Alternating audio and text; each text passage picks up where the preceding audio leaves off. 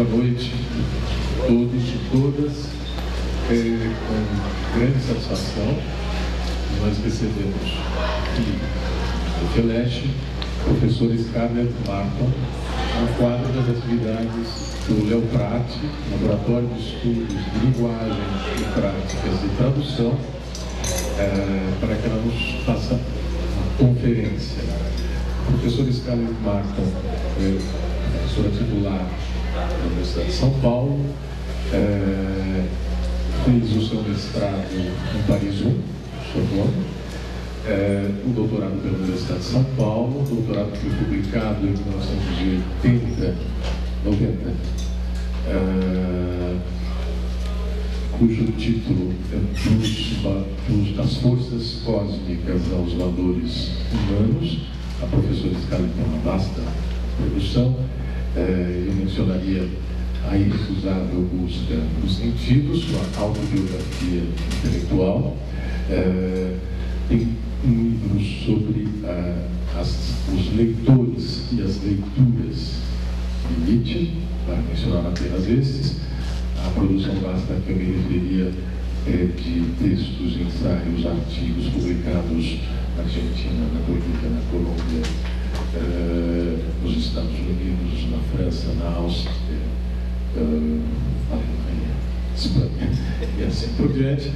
E esta noite ela se propôs a nos falar sobre Nietzsche, a obra feita e a obra por fazer, edições, traduções e deturpações.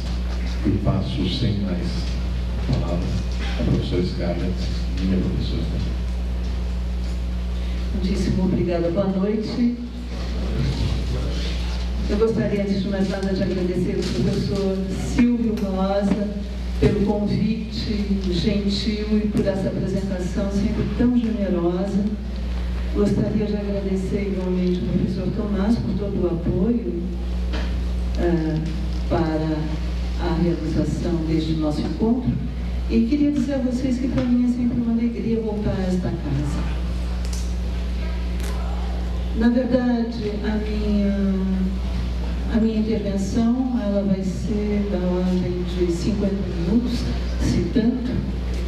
Eu vou procurar reduzir um tanto, justamente para que nós tenhamos tempo para conversarmos. O que, na minha opinião, é absolutamente imprescindível.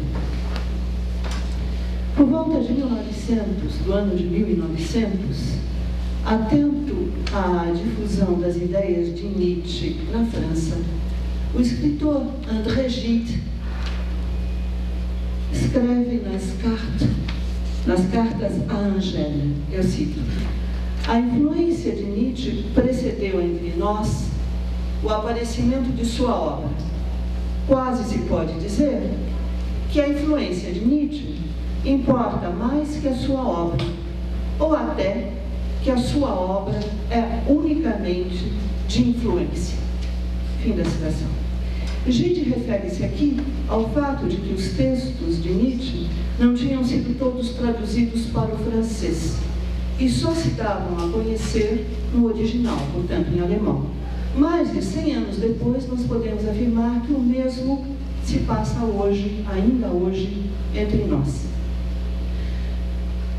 Quando se procura compreender o pensamento de Nietzsche, a mim me parece que se deve levar em conta todos os seus escritos, abordando-os no seu conjunto, sem desprezar nem privilegiar nenhum deles, já que todos podem contribuir de alguma forma para esclarecer as posições do autor. Nessa medida, distancio-me de um pressuposto da leitura estrutural. Não me distancio da análise estrutural dos textos, mas apenas de um pressuposto dessa leitura, que consiste em dever o historiador de filosofia, em dever o historiador trabalhar tão somente com a obra assumida pelo autor.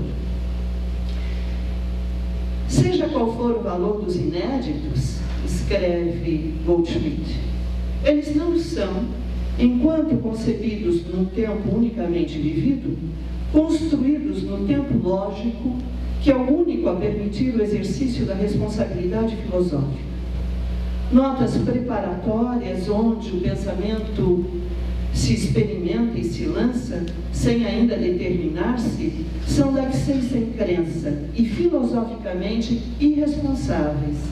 Elas não podem prevalecer contra a obra para corrigi-la, prolongá-la ou coroá-la. Fim da citação. No caso de Nietzsche, parece-me ao contrário, que descartar os fragmentos póstumos, as anotações póstumas do filósofo, implica negligenciar parte significativa da obra, entre outras razões, porque é sobretudo nesses fragmentos póstumos, que se acham expostas ideias, tais como as de vontade de potência e eterno retorno, ideias centrais em seu pensamento. Vale lembrar que, se nós examinarmos o número de volumes dos livros publicados pelo próprio Nietzsche ou destinados à publicação por ele, e o número de volumes de fragmentos e anotações póstumas, eles se equivalem.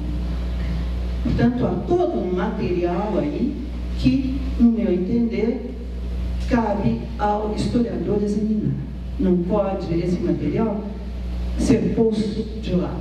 Refazer o percurso dos textos, indo dos escritos preparatórios aos trabalhos concluídos e destes aos inéditos que lhes são contemporâneos, pode auxiliar-nos a compreender a maneira pela qual conceitos fundamentais chegaram a ser elaborados e a esclarecer de que modo eles operam.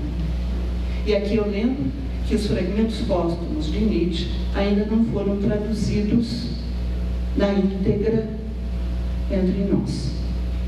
Que Nietzsche não se pretenda um pensador sistemático salta aos olhos de quem entra em contato com a sua obra. E isso não só devido ao estilo específico que ele adota ou ao tratamento peculiar que dá a certas questões, como à recusa explícita dos sistemas filosóficos. Num fragmento póstumo de 1887, Nietzsche afirma: não sou limitado bastante para um sistema, nem mesmo para meu sistema. Acreditando precisar de amplos horizontes para ter grandes ideias, Nietzsche se nega a encerrar o pensamento numa totalidade coesa, mas fechada, pretendendo impor ao pensamento caráter monolítico. No entender dele, os pensadores sistemáticos seriam levados a desistir da busca, abandonar a pesquisa, abrir mão da criatividade. Mas não é por isso que me parece que a filosofia nietzschiana seja incoerente. Não, porque coerência e sistema não são noções que necessariamente coincidem. Se Nietzsche não se pretende pensador sistemático, isso não o impede de procurar ser coerente. E a coerência reside aqui no perspectivismo que aparece associado ao experimentalismo. Nos textos, querer fazer experimentos com o pensar encontra a tradução em perseguir uma ideia em seus múltiplos aspectos, abordar uma questão a partir de vários ângulos de visão, tratar de um tema assumindo diversos pontos de vista, enfim, refletir sobre uma problemática adotando diferentes perspectivas. Delineando-se em seus primeiros escritos, essa intenção surge com toda clareza desde Humano Demasiado Humano e acaba por ser tematizada e reivindicada a partir de Assim Falava Zaratustra. Abraçando de modo cada vez mais decidido o perspectivismo, Nietzsche torna efetivo o caráter experimental de sua filosofia. São vários os textos em que ele convida o leitor à experimentação, seja por entender que nós, humanos, não passamos de experiências, ou por acreditar que não nos devemos furtar a fazer experiências com nós mesmos. Em Paralém de Bem e Mal, ele se refere aos filósofos como experimentadores, como os que têm o dever, entre aspas, das 100 tentativas, das 100 tentações da vida. E num fragmento póstumo de 1880, chega a declarar: sempre escrevi minhas obras com todo o meu corpo e a minha vida. Ignoro o que sejam problemas puramente espirituais. Concebendo a vida como possibilidade de experimentação de conhecimento, Nietzsche percorre múltiplos caminhos. Fino estrategista, ele se alia com frequência a adversários declarados para combater outros, tendo em vista, por fim, declarar guerra àqueles a quem de início se aliara. Dependendo de seu alvo de ataque, a uma mesma proposição confere um tom assertivo ou irônico, dubitativo ou jocoso. É preciso, pois, explorar não apenas o que ele diz, mas, sobretudo, como ele diz. Uma vez que critica a vontade de verdade, não caberia apreciar até que ponto suas considerações são verdadeiras ou falsas. Já que ataca a lógica dualista presente no pensar metafísico e na religião cristã, não seria o caso de reclamar um raciocínio linear que distinguiria com clareza o sim e o não. Na medida em que combate os sistemas filosóficos, não se deveria exigir de seus textos longas cadeias argumentativas e minuciosas demonstrações. Em suma, Nietzsche não se limita a acenar com outra maneira de conceber a atividade filosófica.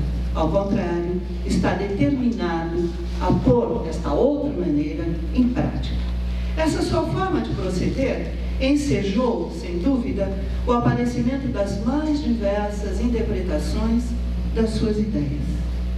É na França, no final dos anos de 1960, que Nietzsche se torna o filósofo da interpretação. Bem mais, ele se converte no filósofo dos intérpretes. Deixando de relacionar-se com um sentido determinado, sua obra se transforma em suporte dos discursos que ela suscita. Em vez da busca pelo comentário legítimo, abre-se espaço para a coexistência de uma pluralidade de interpretações. Contra a ideologia acadêmica do texto, confere-se uma dignidade nova ao, entre aspas, leitor, e a ele se atribui a autoridade quanto à pertinência ou não das diferentes leituras. Prova disso foi a realização do colóquio de Cerisy em 1972, um colóquio que reuniu pesquisadores, estudiosos, franceses e alemães, em sua maioria, para debater o tema Nietzsche hoje. Então, Deleuze, Klossowski e Lyotard, por exemplo, insistiram em atribuir a Nietzsche lugar privilegiado. Na opinião de Lyotard, só ele, só Nietzsche, permitia um discurso de intensidades máximas. Segundo Klossowski, Nietzsche e Marx se achavam em pontos diametralmente opostos. Para Deleuze, Nietzsche operava uma decodificação absoluta, enquanto Freud e Marx apenas recodificações. Todos, no entanto, pareciam atentos àquilo que o discurso nietzschiano suscitava. Norteavam-se menos pelas ideias do filósofo do que pela perspectiva que acreditavam apontar. Lyotard considerava marginais, hippies, artistas experimentais, loucos, parasitas e internados, mais nietzschianos que os leitores de Nietzsche. Klossowski propunha que se recriasse com Nietzsche um novo comportamento de luta e uma nova estratégia. E Deleuze perguntava o que é ser nietzschiano hoje. Preparar um trabalho sobre Nietzsche ou produzir no curso da experiência enunciados nietzschianos? E dava a essa pergunta uma resposta vivencial. Deleuze, Klossowski e Lyotard recorreram ao filósofo Nietzsche para refletir sobre política, arte, cultura e psiquiatria.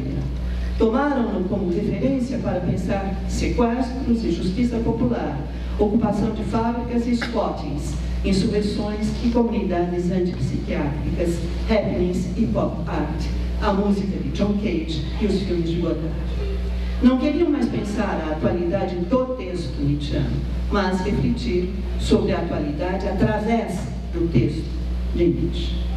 Outro aspecto do que se passava na cena acadêmica, me parece, na cena acadêmica francesa, nessa época, me parece relevante. Até então, nessa cena, imperavam os chamados 3 Hs, Hegel, Husserl, Heidegger. No colóquio de Royaumont, em 1964, Foucault, num lance genial, substituiu esse triunvirato por outro, o de Marx e de Freud. Embora os assim chamados 3 Hs continuassem a exercer grande influência, eram os problemas formulados por esses 3 outros pensadores de língua alemã, Marx e Freud, que ganhavam importância. Com isso, os temas, objetos e problemas da filosofia, assim como as disciplinas filosóficas, passaram a sofrer alterações.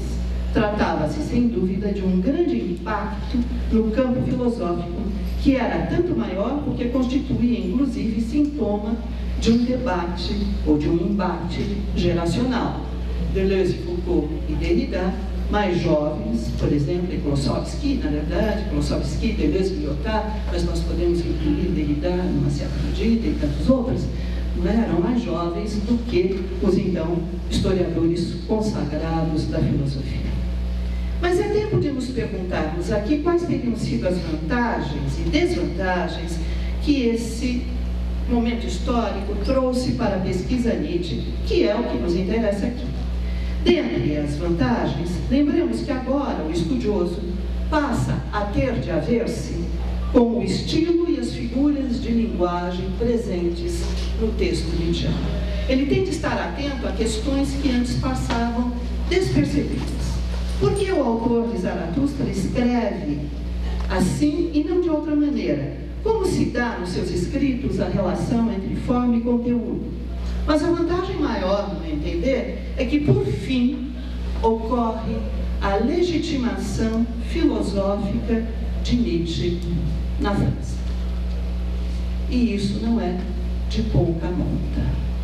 É claro que se nos detivéssemos, porque até então ele não era considerado filósofo, ele era considerado poeta, ou, na melhor das hipóteses, um poeta-filósofo. Então, a partir do revival Nietzsche, em 1960, 1970, é que na França se passou a conferir uma legitimidade filosófica a Nietzsche. Muito bem, é claro que se nos detivéssemos em trabalhos de recepção, veríamos que na Alemanha o cenário é outro e na Itália também.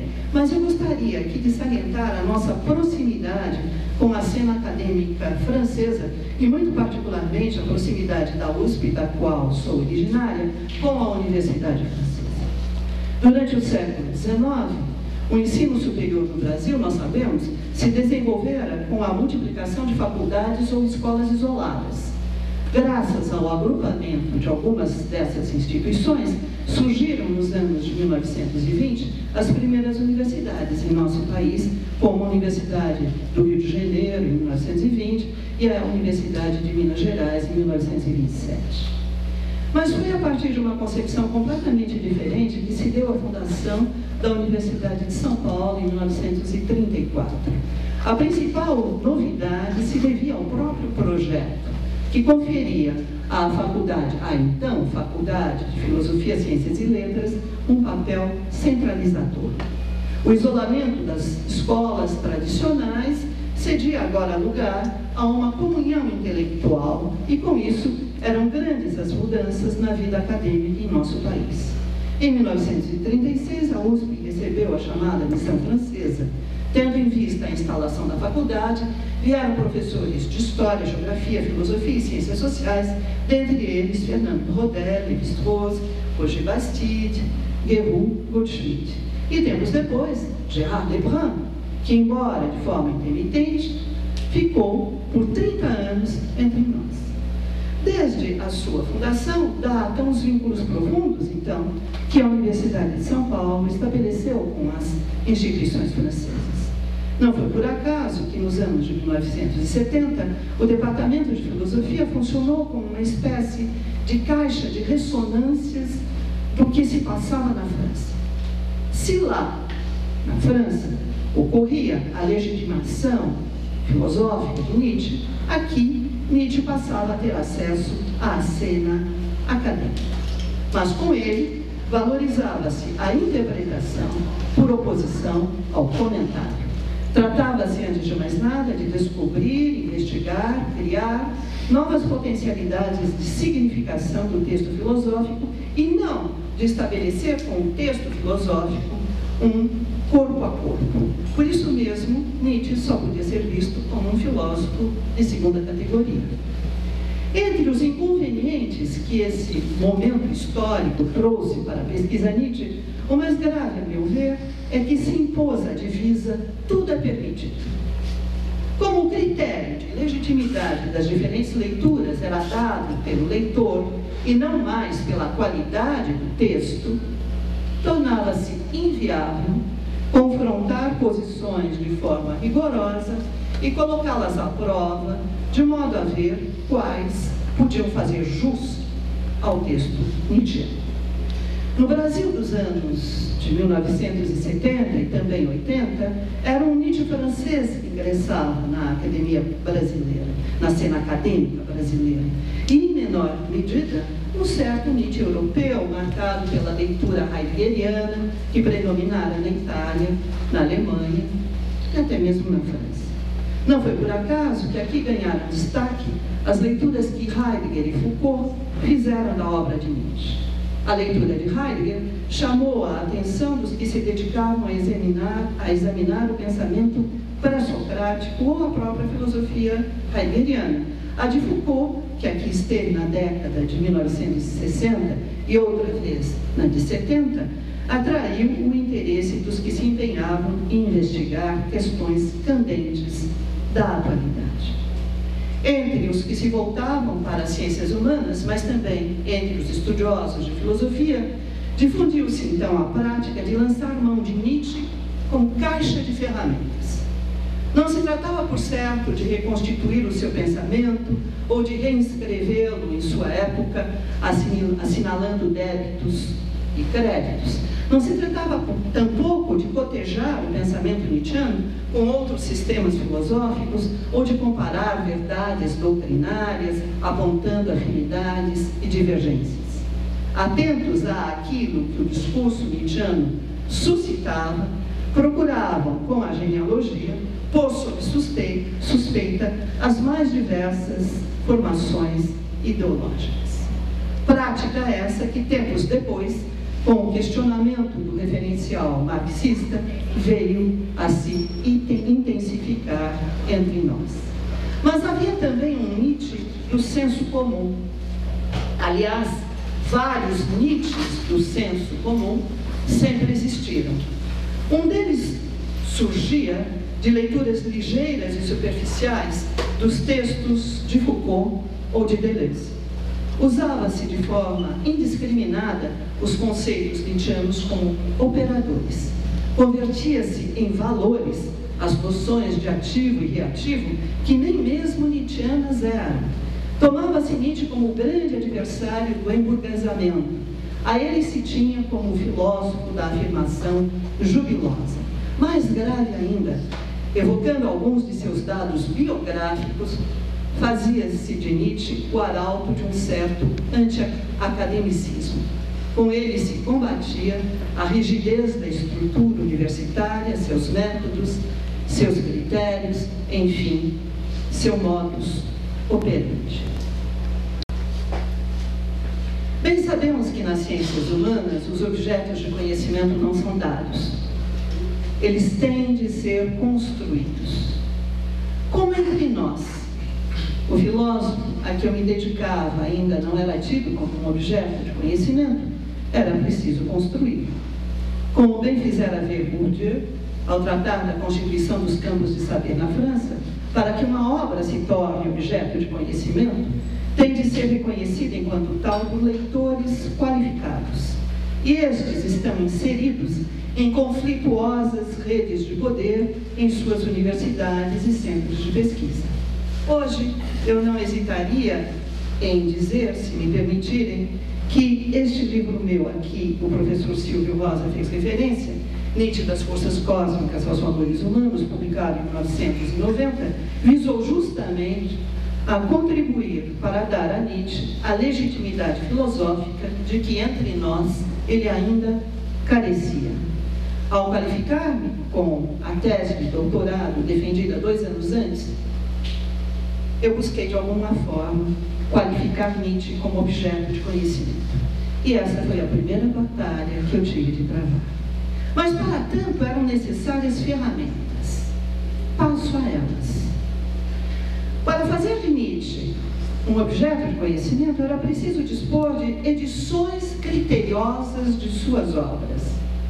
Na década de 1970, estava em curso a edição crítica das obras completas, organizada por 2 italianos, Giorgio Colli e Massimo Montinari.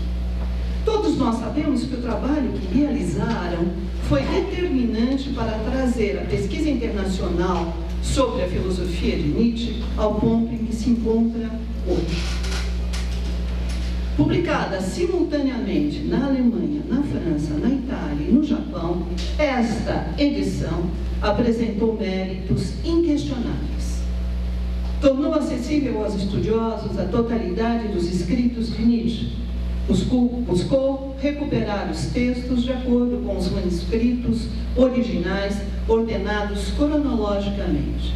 Pôs em causa a existência de um livro que teria por título A Vontade de Potência, livro esse forjado pela irmã de Nietzsche, Elisabeth Fürstenich.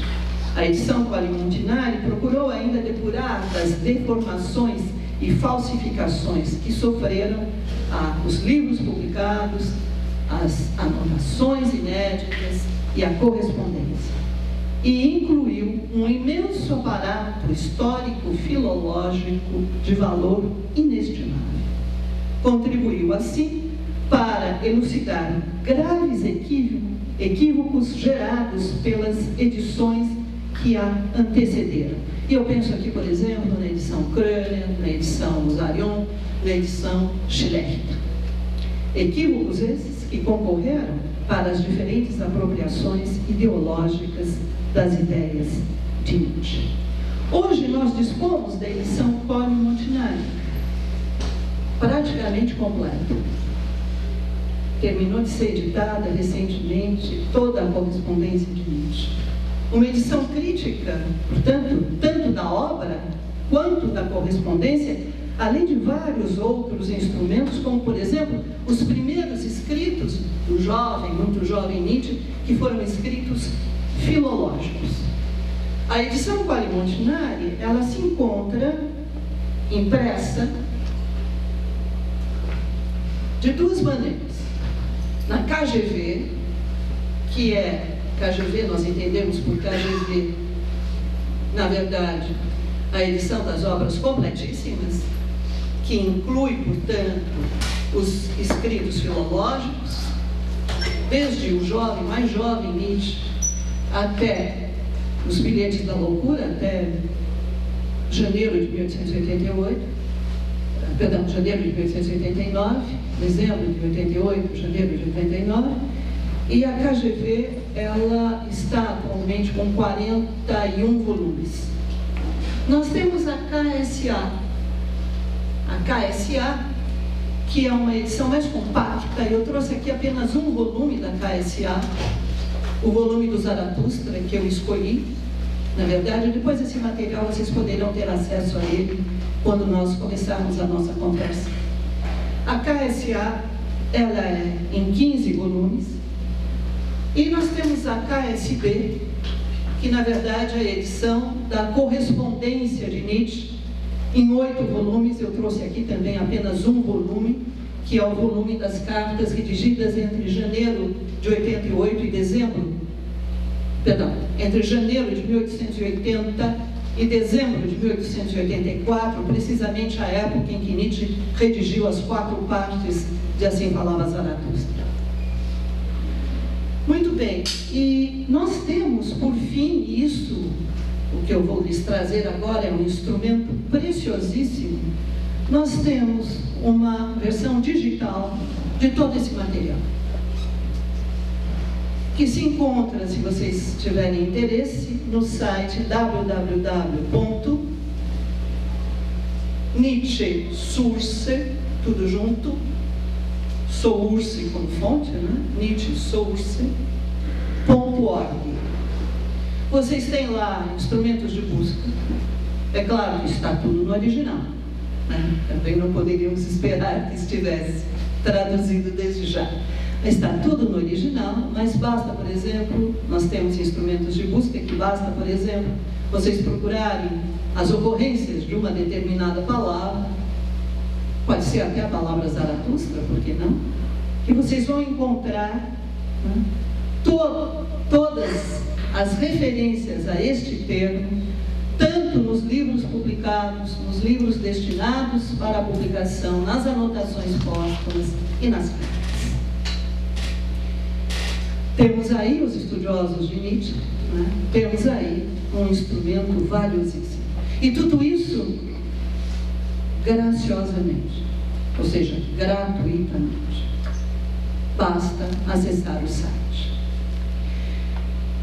Se vocês tiverem interesse em conhecer mais de perto a história das diferentes edições dos textos de Nietzsche, eu gostaria de lhes apresentar o livro da colega Maria Cristina Fornari, porque os italianos têm uma escola extraordinária, foram eles, na verdade, que recuperaram todo o corpus nietzschiano, e eles continuam nessa via. A minha colega e amiga, eu poderia dizer, Cristina, na verdade, ela participou também da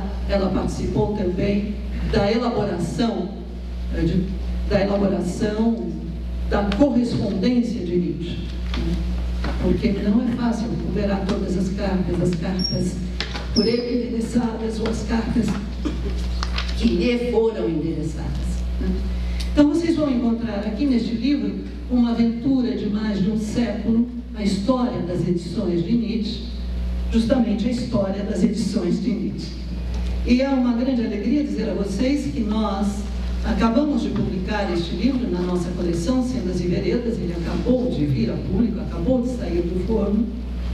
Eu digo nossa coleção porque, se vocês me permitirem, 2 palavras sobre o GEM, o Grupo de Estudos Nietzsche, que existe desde 1996 oficialmente. O GEM, ele funciona, ele atua em 3 frentes diferentes.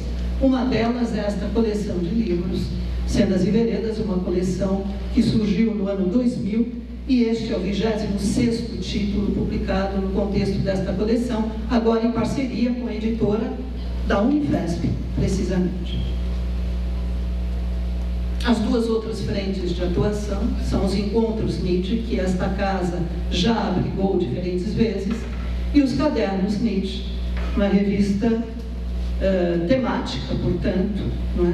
Que nunca deixou de ser considerada de excelência no nosso país, porque nunca teve, inclusive, a sua periodicidade rompida, e que hoje faz parte do Qualis Periódicos A1, e cujo editor se encontra aqui, é o professor Ivo da Silva Júnior. Portanto, no que diz respeito à pesquisa Nietzsche no Brasil, eu gostaria de evocar um grande retrocesso. Nós falamos aqui dessa excelente edição Cory Montinari, e vamos trazer, então, um grande retrocesso, que ocorreu entre nós em 2008. Então veio a público, com o título Vontade de Poder, o livro inventado pela Elizabeth Fürstenich. Livro esse que foi totalmente desqualificado pela pesquisa. E livro esse que reuniu 1067 fragmentos póstumos, 1067 de toda aquela série de volumes de anotações póstumas, o que significa dizer que é praticamente nada, 1067 fragmentos póstumos, sem respeitar a ordem cronológica, nem obedecer a critérios de editoração. a publicação deste livro em 2008 pela Contraponto, editora do Rio de Janeiro, no meu entender, é um fato lamentável que não encontra justificativa a não ser na irresponsabilidade de uma casa editorial que procura impor-se no mercado. A mim me parece escandalosa a publicação disto que nós chamamos de edição canônica da vontade de potência, no momento em que hoje se encontram as investigações sobre a filosofia nietzschiana no nosso país. Bem, nas décadas de 1970 e 80, nós tínhamos de nos defrontar com uma exigência básica, a de ler os textos filosóficos no original. É bem verdade que por muito tempo não dispusemos no Brasil de traduções confiáveis. Na verdade, lá atrás apareceram algumas traduções dos textos de Nietzsche publicadas pelas edições de ouro, mas não eram traduções confiáveis. Raramente tinham sido feitas diretamente do original, do alemão. Eram feitas do francês, mais regularmente. As primeiras edições, as primeiras traduções confiáveis dos filósofos, de modo geral, elas apareceram no Brasil com a coleção Os Pensadores na década de 1970. Então veio a público o volume Nietzsche, obras incompletas, em várias edições. A primeira, a segunda e a terceira eram vendidas nas bancas de jornal. Depois apareceram aqui, foram retomadas, passaram da Abril Cultural para a Nova Cultural, foram retomadas sob essa forma, encadernadas, e bem mais recentemente foram retomadas pela editora 34. Bem mais recentemente. Eu acredito, mas enfim, contemplando tudo o que havia naquelas primeiras edições da década de 70. Bem, na verdade, Nietzsche obras incompletas? Não. Nietzsche obras incompletíssimas. Mesmo porque não era possível reunir num só volume todo o corpus nietzschiano. Eu disse a vocês, a KGV são por hora 41 volumes. A KSA são 15 volumes. Não dava, portanto, para reunir e traduzir e publicar num só livro as obras completas de Nietzsche. Obras incompletíssimas, eu dizia. A seleção dos textos fora feita por Gérard Lebrun, justamente. Tempos depois eu vim a compreender porque jamais eu encontrava nesse volume as passagens que eu buscava. É que Lebrun fizera dos escritos de Nietzsche uma seleção em que pusera Nietzsche a serviço das suas ideias. Estava muito bem, porque Lebrun era um filósofo, não só historiador da filosofia, e fazia uma história da filosofia totalmente heterodoxa, ele era um filósofo notável. Bem, então, evidentemente, interessou a Lebrun a tradução de textos de Nietzsche que podiam concorrer para as suas ideias. Ideias essas que aparecem, por exemplo, no artigo intitulado Sur Homme et Homme Total, né?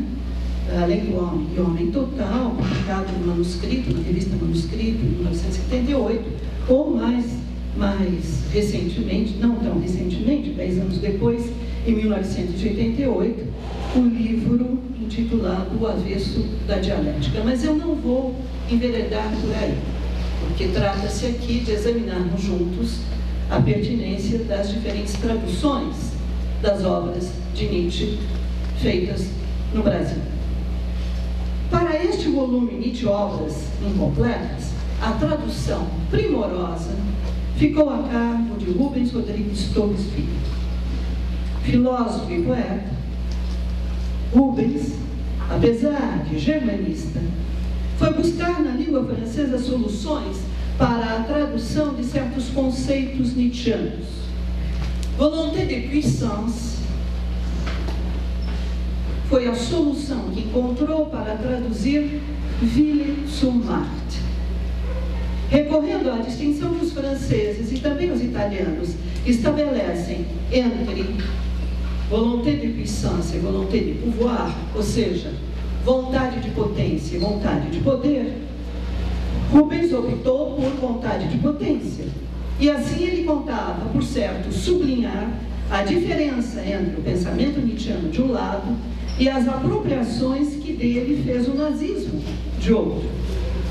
Em vez de vontade de poder, em vez de super-homem, Rubens optou por vontade de potência e além do homem. Eu não só acatei as soluções por ele encontradas, como teria vários argumentos a trazer para defender essas escolhas.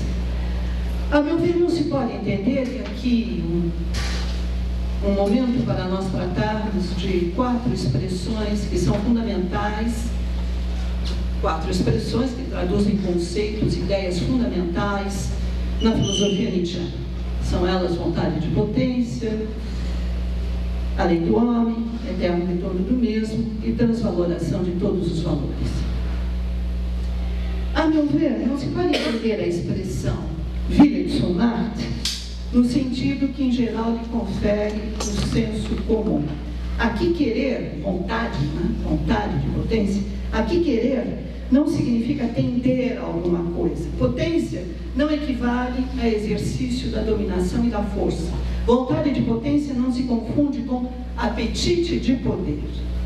Se aspirasse a algo que não possui, a vontade de potência proviria de uma sensação de falta. Aspiração, exercício da dominação, sensação de falta são estados d'alma que nada têm a ver com a concepção nietzschiana de vontade de potência. Na expressão Ville sur Marne, o termo ville, vontade, remete à disposição, tendência, impulso. A preposição zu, de zur, né? Zuder, né? A preposição zu significa em direção a A, em direção a A. E Marne está associado, potência, portanto, está associado ao verbo machen, fazer, produzir, formar, efetuar, criar. A vontade de potência, portanto, é o impulso de toda a força a efetivar-se e, com isso, criar novas configurações em sua relação com as demais. Tanto é assim que, como eu dizia, tanto franceses quanto italianos traduzem Marne por potência e não por poder. A expressão vontade de poder, ao contrário, nos levaria imediatamente para o registro da filosofia política, evocando uma ideia de vontade de domínio, de ambição de domínio. E potência, por outro lado, tampouco tem a ver com a noção aristotélica ato e potência, não é? Não se trata aqui de realizar uma potência que se converte em ato. No contexto do pensamento nietzschiano, a vontade de potência é o impulso de toda a força a efetivar-se, como eu dizia, e com isso criar novas configurações na sua relação com as demais. Übermensch, traduzido por Rubens por além do homem. Vamos desmembrar Übermensch. Mensch, ser humano. Eu me lembro, gostaria de fazer um pequeno parênteses aqui. Eu me lembro que lá na década de 1920, talvez, no momento da primeira recepção nietzschiana na Alemanha, houve quem escrevesse textos sobre a Überfrau. Entendendo que não era Übermensch, era Übermann. Né? Mann é homem, Frau é mulher. Né? Então, aqui não se trata de homem ou mulher, aqui se trata de ser humano. Então, Übermensch. Über é uma preposição que tem um sentido horizontal. Ela aparece em termos como o verbo überqueren. O que significa überqueren? Significa atravessar uma ponte, atravessar uma rua, ir, portanto, de um ponto a outro num sentido horizontal. Não dá para traduzir Übermensch por super-homem, porque super-homem, além de estar aí comprometido com toda a apropriação nazista que os nazistas fizeram na filosofia nietzschiana, pensando numa raça ariana, além disso, super-homem nos leva para um sentido vertical. Então, além do homem, foi a tradução que Rubens Rodrigues Torres Filho escolheu para Übermensch.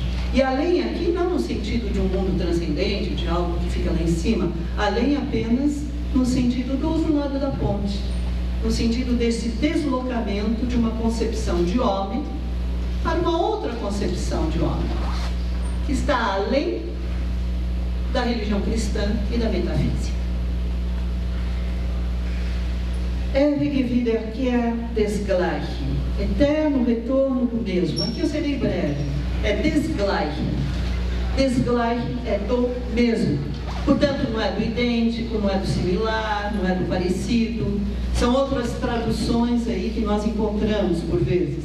Eterno retorno do idêntico. Essa expressão é totalmente incompatível com a filosofia nietzschiana, porque a filosofia nietzschiana não é uma filosofia da identidade. Ao contrário, é uma filosofia da singularidade, da diferença. Portanto, eterno retorno do mesmo. E, por fim, uma última expressão, que traduz aqui mais uma ideia central na filosofia nietzschiana, Umwertung aller Werte, transvaloração de todos os valores. Umwertung, vamos também separar. A preposição, Wertung, prefixo de Wertung. Transvaloração por quê? Traduzido por trans. Assim como nós vamos encontrar em Umkehren, Umlernen. Vamos tomar a palavra Umlernen para sermos mais claros aqui. Umlernen não significa desaprender. Lernen é aprender. Umlernen não é desaprender. Umlernen é aprender pelo avesso.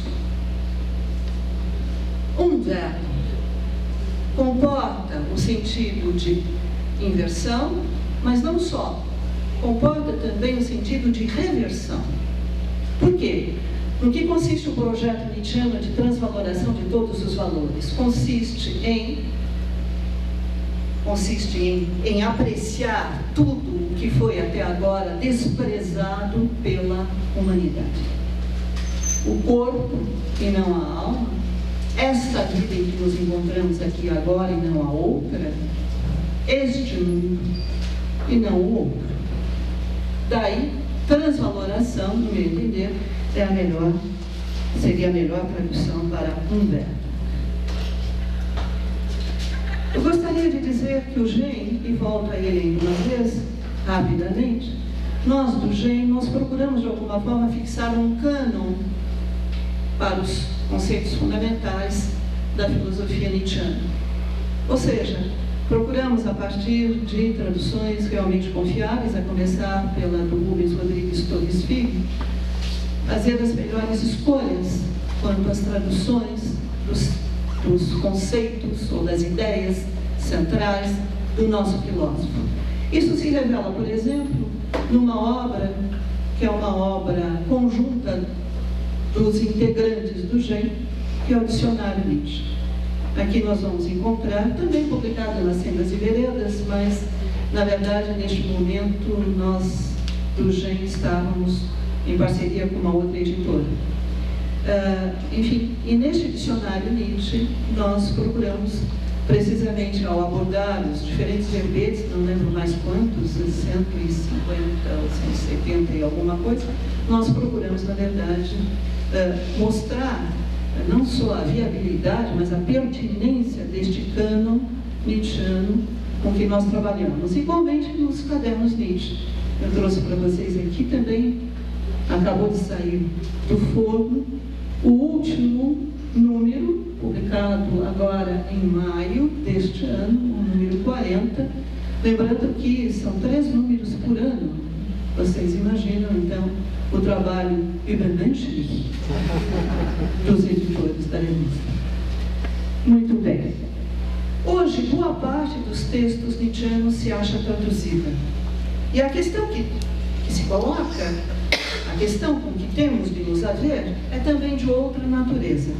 Cabe-nos avaliar a pertinência ou não das traduções propostas.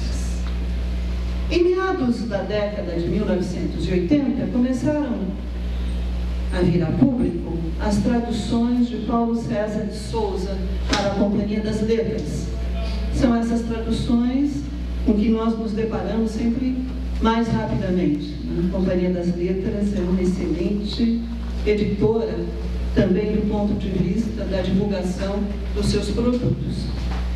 E eu tive a oportunidade de dizer a Paulo César, portanto não é em primeira mão que eu lhes digo isso aqui, que de modo geral eu não acompanho as traduções que ele faz. Bom escritor, ao lidar com os textos de Nietzsche, ele encontra belas soluções literárias, mas deixa a desejar quanto ao rigor conceitual. Esse fato é compreensível porque lhe falta formação filosófica. Exemplo disso é o que ocorre, eu trago aqui dois exemplos. Exemplo disso é o que ocorre, por exemplo, no Esse Homo. Esse Homo é um dos últimos textos de Nietzsche. No Esse Homo, no segundo capítulo cujo título Rubens traduziu por Porque Sou Tão Esperto, Warum ich so klug bin. Mas não é o fato de Paulo César traduzir o termo klug presente no título desse capítulo por inteligente, porque sou inteligente, é assim que ele traduz, não é este fato que causa problema. O que me parece problemático é que, para nós compreendermos o sentido do título desse capítulo, porque, afinal, Nietzsche intitulou esse capítulo Porque Sou Tão Esperto, para compreendermos o título deste capítulo, nós temos de ler atentamente o 9º parágrafo do capítulo. Porque é neste 9º parágrafo que nós vamos encontrar a chave de leitura, que vai nos permitir compreender o título. E neste 9º parágrafo aparece o substantivo Klugheit, que Rubens traduziria por esperteza. E que Paulo César, se fosse coerente na sua tradução, traduziria por inteligência. Inteligente, klug, inteligência, Klugheit. Mas não, ele traduz por prudência. E isso significa que o leitor fica a ver navios. Ele não tem a chave que lhe permitiria compreender o título do capítulo. Outro exemplo é a tradução do título de um dos livros de Nietzsche, Jenseits von Gut und Böse, Para Além de Bem e Mal. Paulo César de Souza preferiu traduzir por Além do Bem e do Mal. E aqui eu dou as razões da minha preferência. Prefiro, sem dúvida, a tradução de Rubens Rodrigues Torres Filho, Para Além de Bem e Mal. Se traduzirmos o título da obra por Além do Bem e do Mal, nós perdemos de vista o dinamismo dos processos.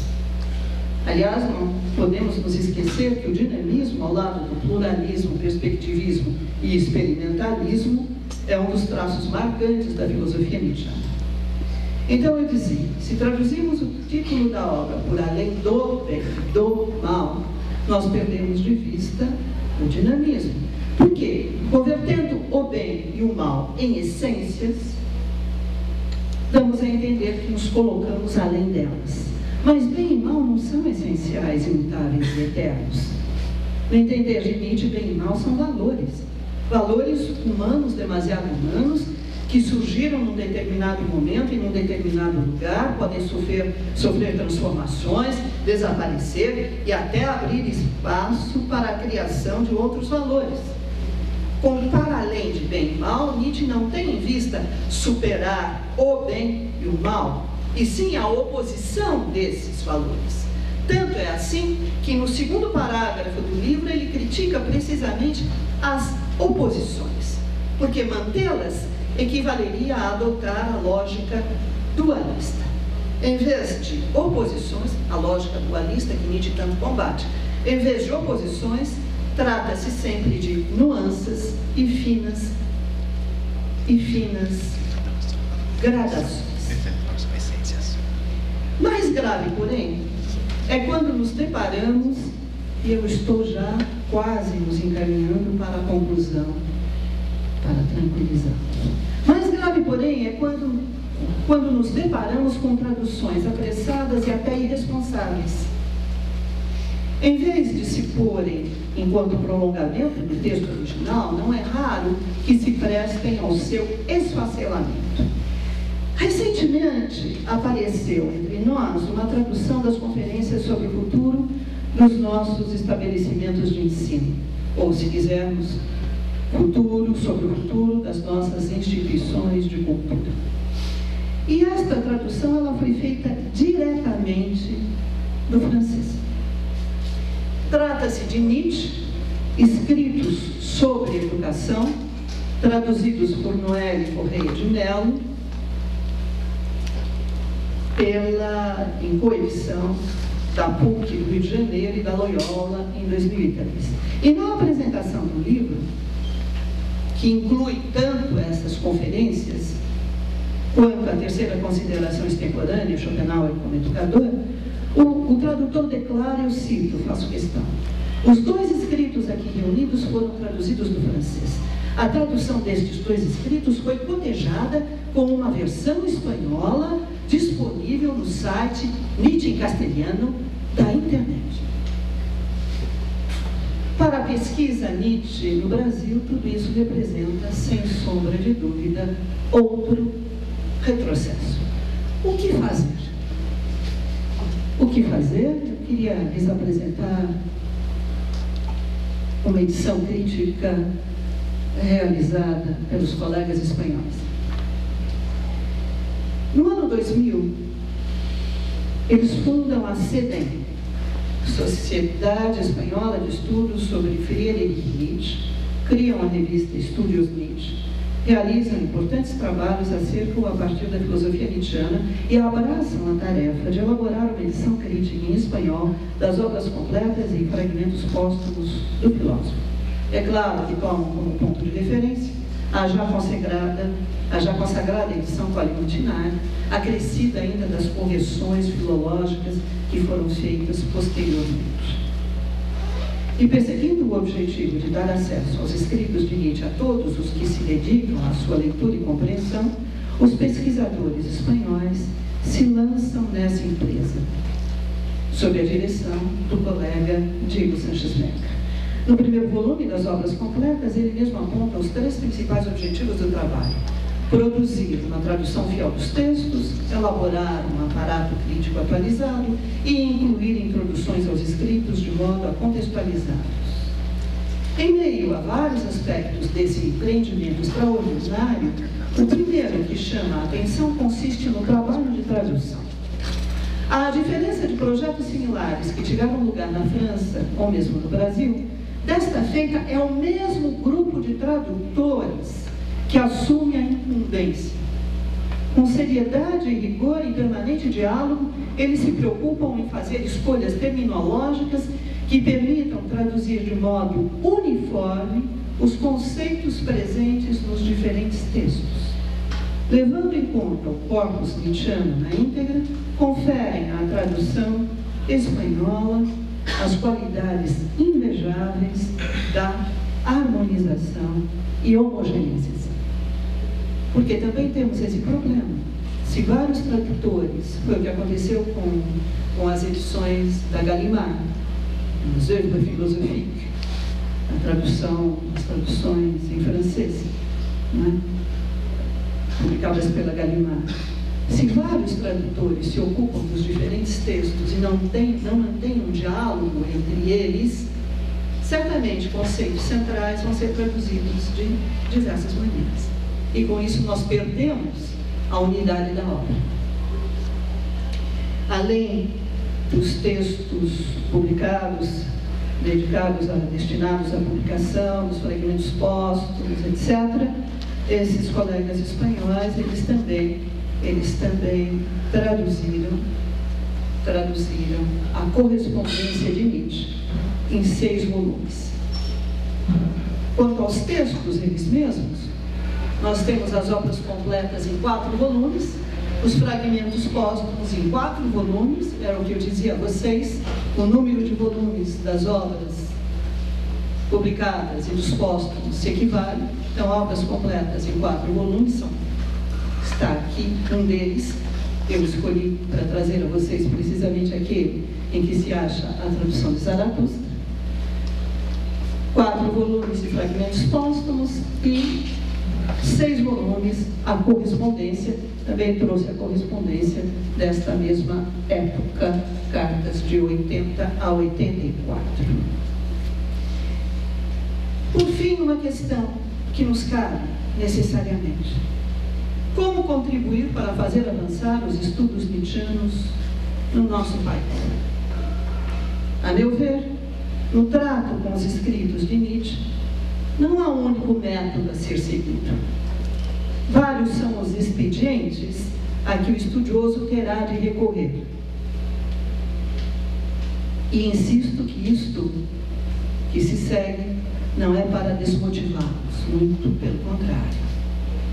Mas o estudioso terá de recorrer à análise estrutural e à abordagem genética dos textos, à visão de conjunto da obra, a sua contextualização tanto no quadro da história da filosofia quanto no quadro da história cultural europeia, a pesquisa das fontes de que Nietzsche se serviu e se apropriou, os estudos de recepção de suas ideias, a investigação acerca das estratégias que elegeu, o exame dos múltiplos estilos de que lançou mão. E como ponto de partida de seu trabalho, terá de proceder à escolha criteriosa do material, privilegiando edições qualificadas e, quando necessário, traduções confiáveis do corpus Nietzsche. Muitíssimo obrigada pela atenção de vocês.